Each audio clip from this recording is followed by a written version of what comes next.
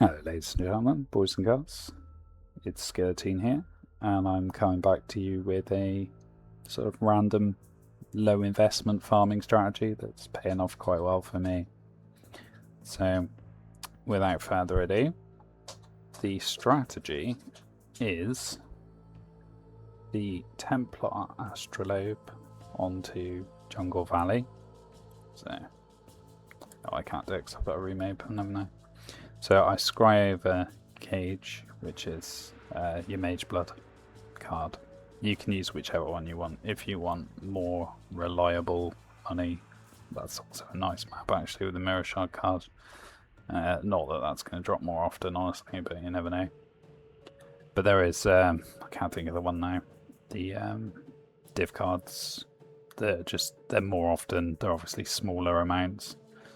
But the strategy we're going for is Shrines and Beyond.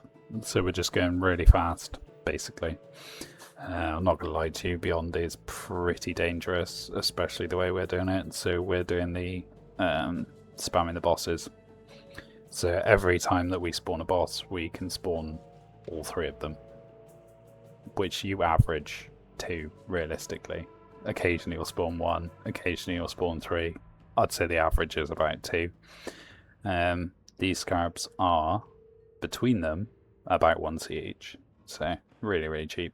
The Astrolabe is currently, as of the 5th of August, about 83c-ish. If you want to just buy them, they're about 90, 89, 90. But if you put up a buy order, I like to be a bit generous and go a little above, but I just listed this just now and I got all them pretty quickly. So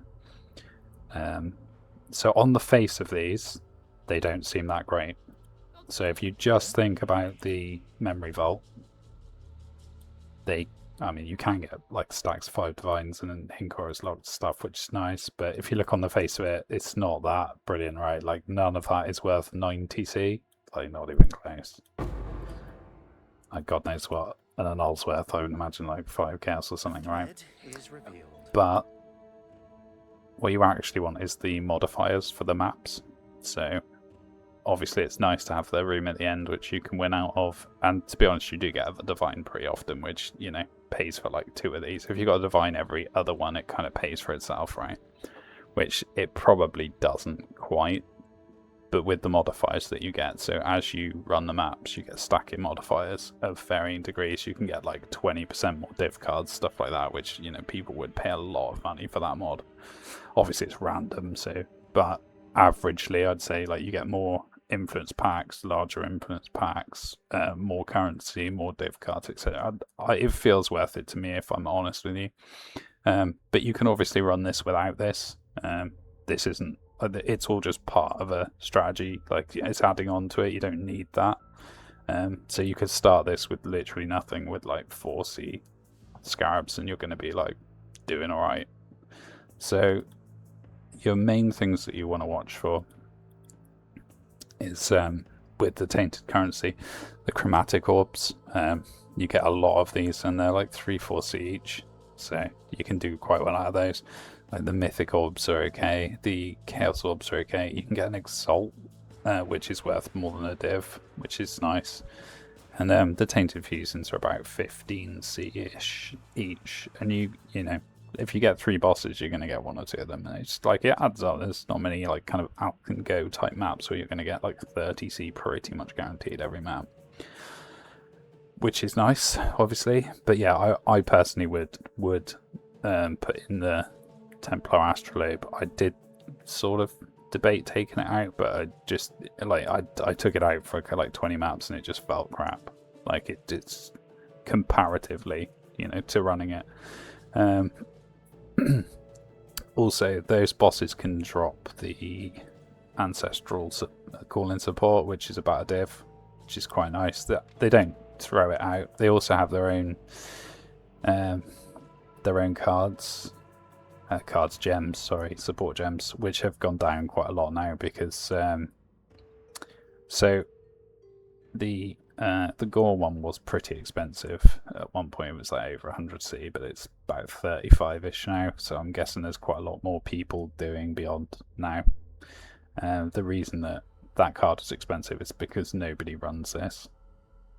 So you have to basically run this Scarab to get the other 2 bosses, because everyone is going to run.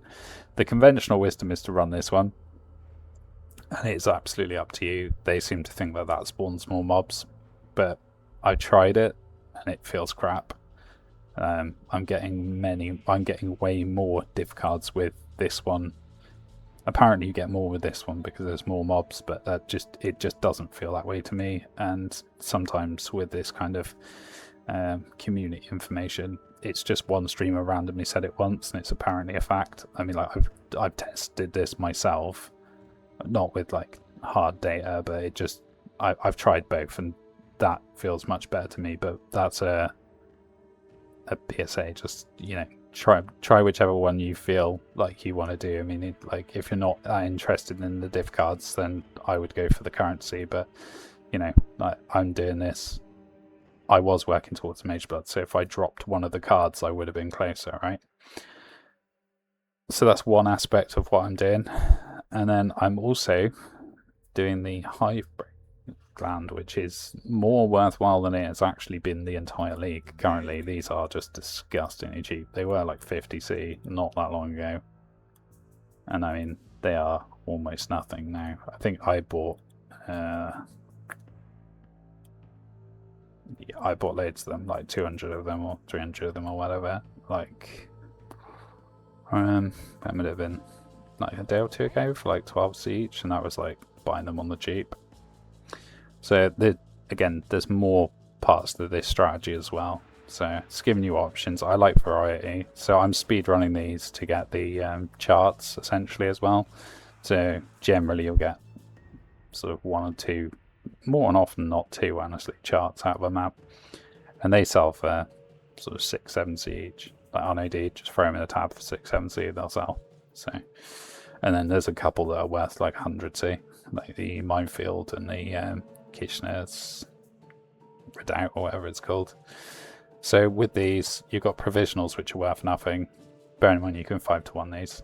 Then you've got Lavish and Mysterious which are worth very little, and you've got Ancient which I'm not quite sure how much they are worth currently. 14C, there we go. So essentially these will pay for themselves in just the Ancients. So if you were to buy this for 7 Chaos currently, you would make money just by opening the map and running around and looting the chests if nothing at all dropped. And then obviously you've got the boss as well. Out of those chests can spawn, and the boss as well, any of these night modules, which are like 30 div. And by like, I'm not just saying it's like a 1,000,000 to 1. Like I've personally sold about 5 or 6 of these, but I have run probably 300-400 of them, just being honest. But I'm not fishing for them out of the tree. So what I'm doing is I'm selling my Ancients, and then with the tree I'm using Lavish, which isn't great, but there's not much else to do with it. And then I'm using the Mysterious ones with the tree setup to give me more Ancients to sell. But if I do one quickly just to show you, the general idea is to, obviously I've got Mage Blood now, so I'm going to be quicker, but I genuinely only got this last night.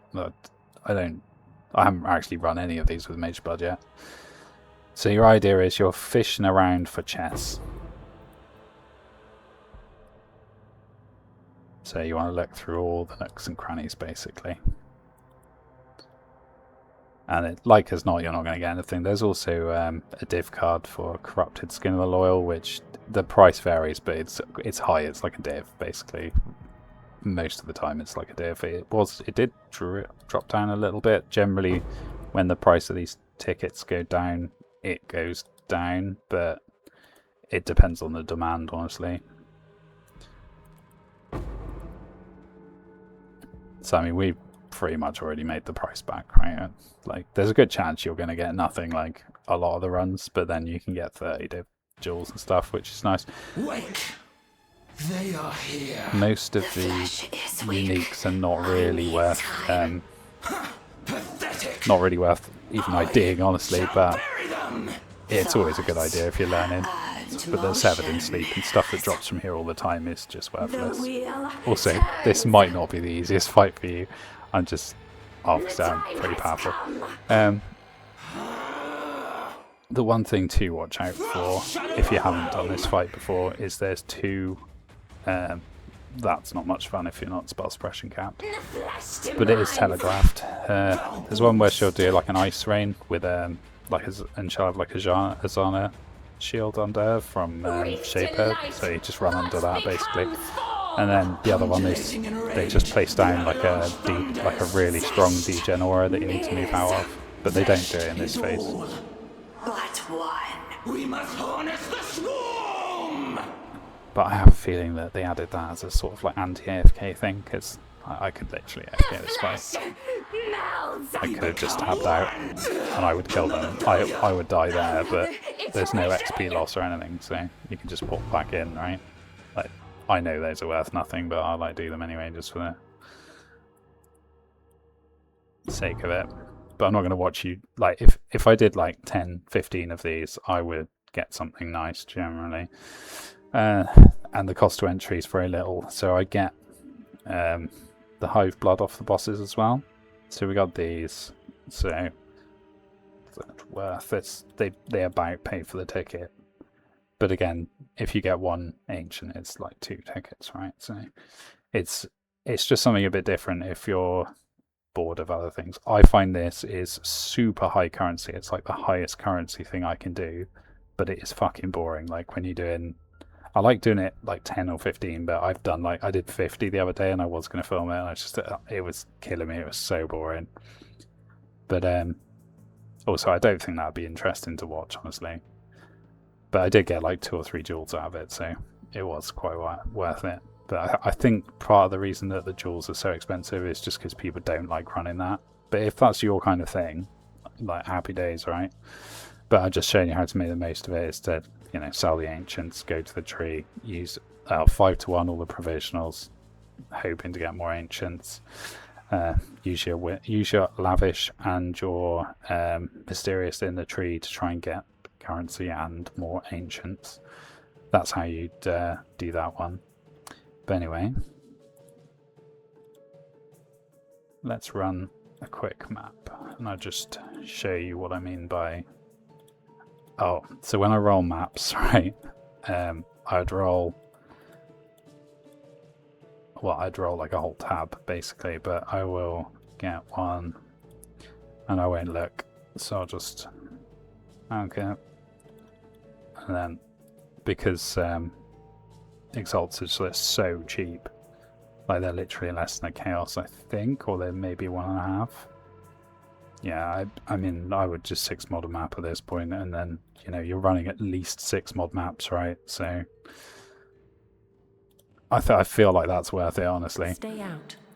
So all we're doing is we're just zooming, and the beauty of this is you don't really need a mage blood because the you have so many shrines you're going to hit an acceleration one pretty quickly, and you also the league mechanic chest things give you like speed buffs and stuff, so you genuinely, apart from the very start, you already feel really fast. Like the mage blood's not really giving much in that regard.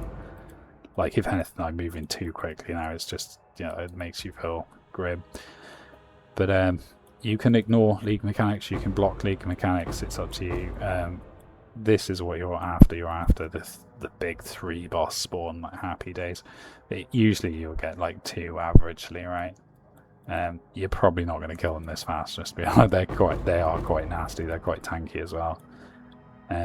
So every single one of these that drops is like 3-4C, the chromatics that is, and they can drop nicer stuff like the supports and stuff. But I'm not going to make you watch me do a breach because this is not going to drop anything, as it's pretty unlikely. Oh, there we go. Big ting for the video. Streamer client. I don't even stream. But yeah, this is basically for these. I tend to rarity's not that great, but if there's no better options, I would go for that. Quantity is much better. So quantity affects like how much drops.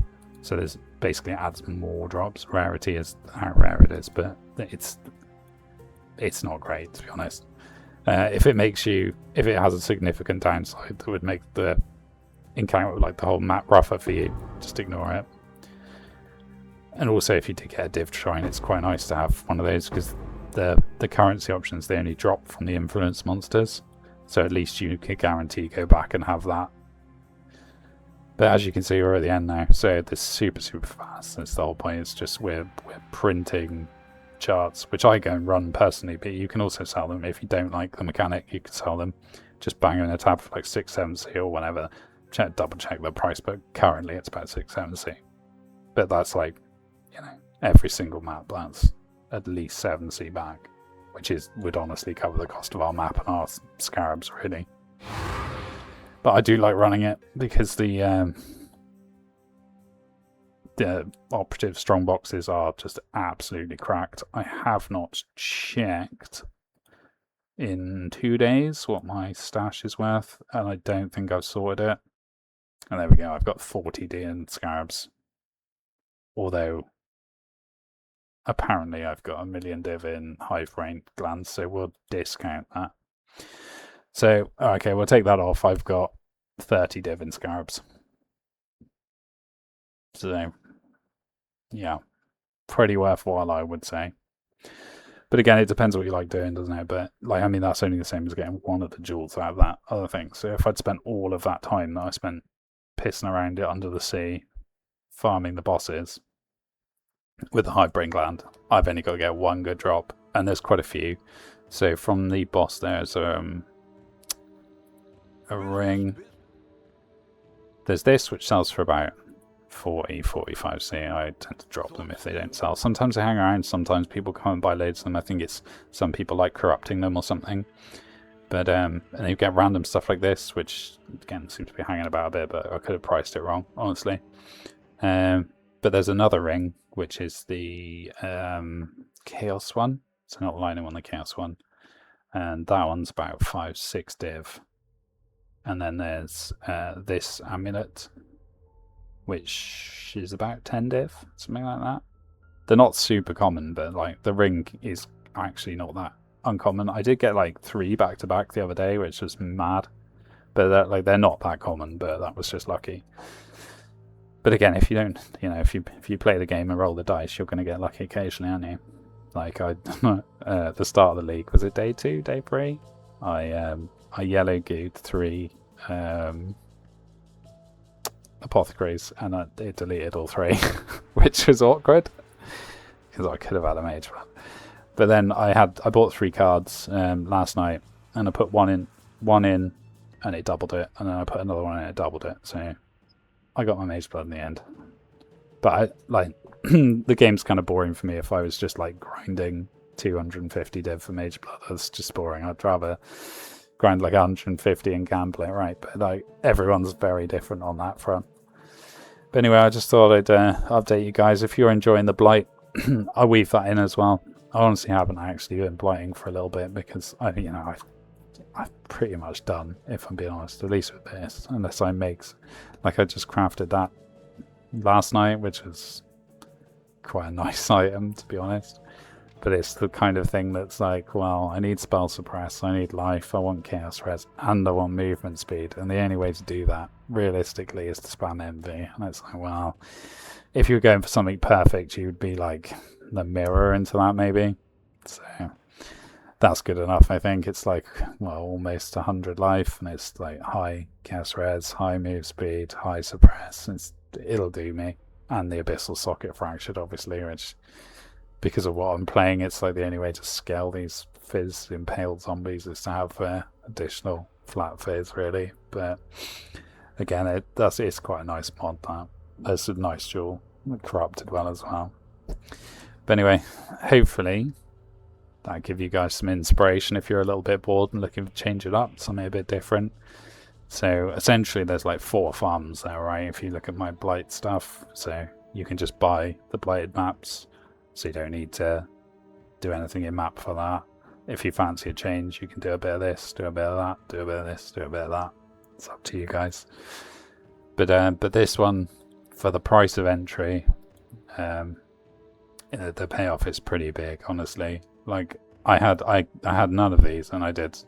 Well, I went to run 20 maps, 20 or 30 maps, and I've got what 1, 2, 3, 4. But I do chuck away the any that I find with no regen, I throw away. So there's been like 2 or 3 of those that I just deleted.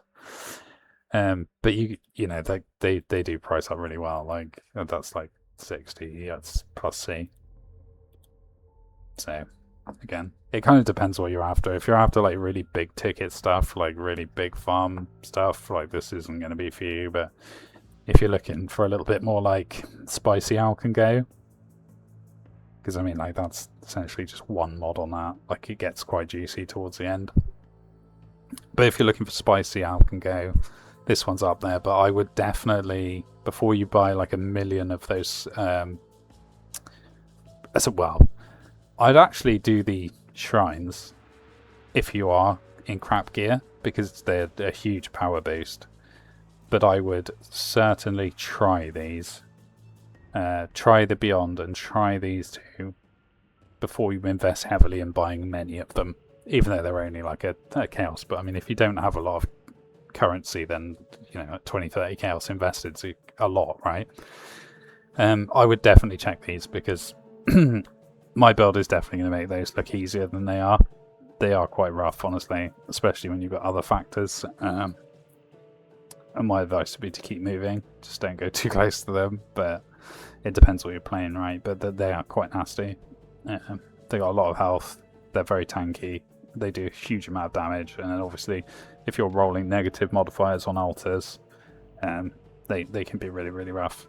But just to give you like my build POBs in about 14 million DPS ish. However, that's with Maze Blood. When I had the I was using Darkness Enframed with 2 of these basically, and I was like 19 mil. So I've actually lost a lot of damage, but to be honest, it's worth it, because I'm like silly armor, like max like 90% res, etc. So it's worth it on like a comfort front, and also it doubles like the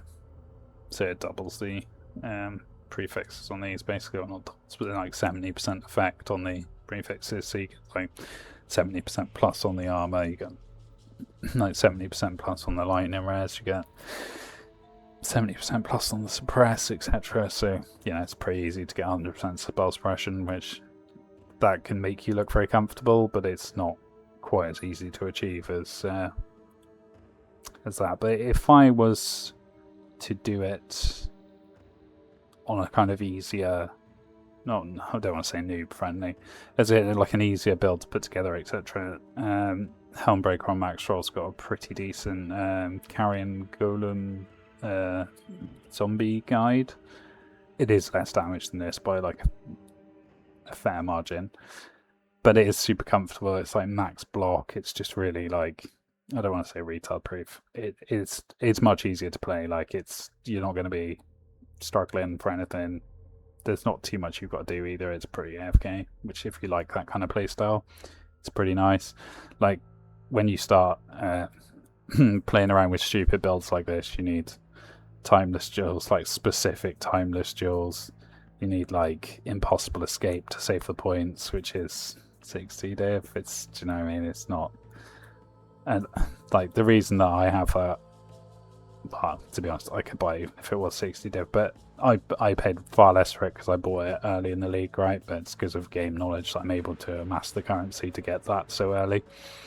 And like these, you need like specifically for this build, you need Rotten Claws, which means you lose health on those, so you're playing with like less health, but also have a Megalomaniac with one of them to save the points on this, right? So it's I wouldn't super recommend, like, because I was thinking of doing a build guide for this, but it's like you can't really in good conscience, like it's for almost nobody.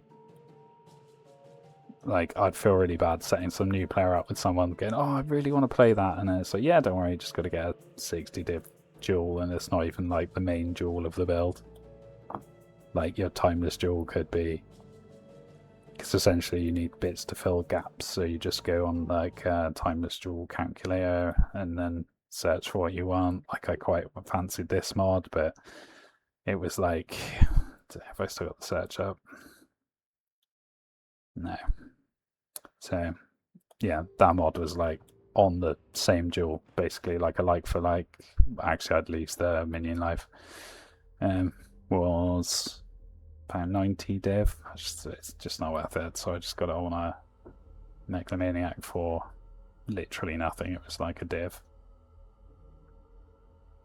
I like kind of lose the dual socket. So if you're going like end game, and obviously having a 3 passive one would be nice, but you know, it's pretty unlikely the way like these can roll literally anything. So you're quite like having 2 is kind of lucky, really. But again, some of them are mega expensive, some of them are really cheap. But anyway, that's a massive off tangent for a farm guide. So yeah, up to you guys what you like doing. There's 4 things you can pick there. You can either look on my Blight guide, you can look on this for the 3 farms really. So you've got this, you've got what is it called now? The Hive Brain Gland. And then you've also got Under the Sea, which is really fun, actually. I'm really enjoying it. So what a tip for that actually is when you are under the sea, take a lot of exalted orbs with you. So when you come across an operative strongbox, it is 100% worth exalting them. So just ID them and just bang them to exalts until they've got like 6 prefixes and suffixes. It's actually, I don't even know what chest roll honestly, but yeah, just bang it so it's got 6 mods and then open them. It's going to be worth it almost every time. Like you could roll like ambush, or you could roll like really nice mods and get a lot of tings. Divine ones are really like, you can roll divine ones, which I got like a stack of tings, that's always nice, which I think is quite a lot of that. Like 60 or 40 div or whatever it said. So I imagine it's going to be that one. I think I got like 6 of those, or I probably got like 4 or 5 of them. But I have no idea what they're worth, but I imagine they're worth a fair bit now. Oh, there you go. Yeah. So again, I'm really getting a bit bored of sorting through fucking Scarab tabs, honestly. It's a bit tedious. It's like 20 minutes, half an hour every time. So I am just pretty much like just putting it off. So that's why I end up with so much currency in there. But it kind of depends what I want, right? Like I quite want another fractured base, so I can, because this has an open suffix, so I can just craft trigger on it and I can sell it. So like, I don't really want to sort of YOLO exalt a it's got quite a high intangibility on it as well. It's probably going to give me one option, which could be like some absolute piece of shit, and then it's worth nothing. Well, it's not worth nothing, but you know what I mean, it's worth less. Like that with trigger on it is a fair bit, to be honest. But I want to buy one so I can craft it up and get like an actual end game one for me. But the base is like 40 div, so it's a bit rough. But anyway, hopefully that'll give you guys some inspiration for a couple of ideas. And I hope you're enjoying the league. I certainly am. I'll catch you again.